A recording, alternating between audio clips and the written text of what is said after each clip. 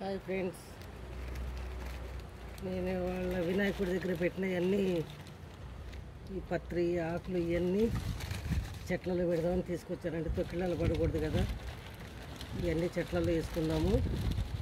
ఈ కింద వేయకుంటుంటుంది, మన చెట్లలో వేసినట్టు ఉంటుంది. ఈ పువ్వులు ఇవన్నీ ఉంటాయి కదండి, ఇవన్నీ తొక్కిళ్ళలో పడకుండా ఇట్లా చెట్టు మొదట్లో వేసుకుంటే ఈ పువ్వులన్నీ ఒకవేళ వస్తే మొలకలు కూడా వస్తాయండి. పువ్వులన్నీ లేదైనా కానీ చెట్ల బలంగా ఉంటుంది.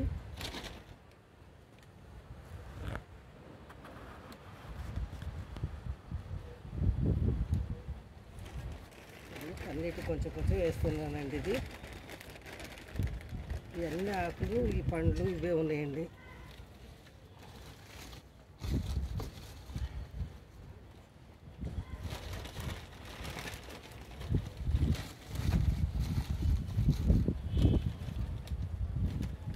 పువ్వులు, పత్రి ఇవన్నీ ఉన్నాయండి, అన్ని రకాల ఆకులు.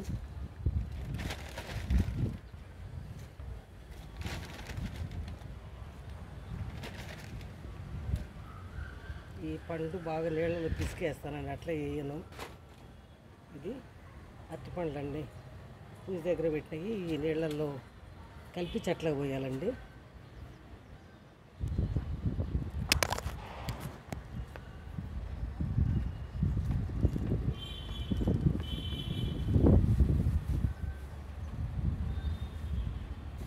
ఇదిగోండి, ఇవన్నీ పత్రి పువ్వులు అన్నీ ఉన్నాయండి. దీంట్లో అన్నీ ఇలా వేసుకుంటే మన చెట్లకి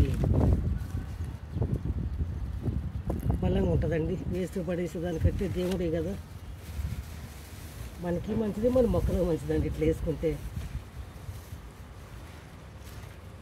ఏది వేస్తూ పోనీనండి, నేను వేస్తూ పోనీని. ఈ పూజ దగ్గరే కాబట్టి బాగా తొక్కిళ్ళలో పడకుండా వేసుకోవాలండి. ఇవి తొక్కిళ్ళలో పడేయకూడదు.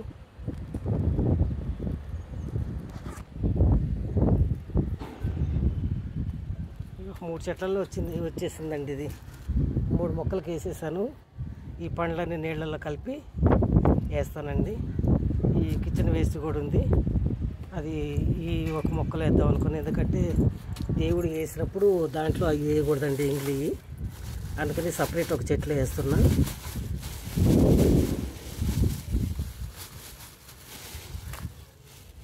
ఇదండి కిచెన్ వేస్ట్. పైన టెర్రస్ మీద కాబట్టి మంచిగా ఎండి ఎరువైతుందండి. అది మనం పైన కప్పటం చేయటం ఏమి ఉండక్కర్లేదు. కాకపోతే బాటిల్లో పెట్టుకుంటే ఇట్లా కనిపించదు. ఇది కొంచెం ఎండంగానే మళ్ళీ నేను దీని మీద మామూలు మన మొక్కలు వేసుకునే మట్టి ఉంటుంది కదండి, ఆ మట్టి వేస్తాను. అప్పుడు మొత్తం మనకి ఎరువులాగానే తయారవుతుంది ఇదంతా. ఇప్పుడు అరటిపండు ఉంది కదండి, అది గుజ్జు పిసికి అన్ని మొక్కలు పోసుకోవచ్చు అంటే పండు. అరటిపండు అన్ని మొక్కలలో వేసుకోవచ్చు, మంచిది.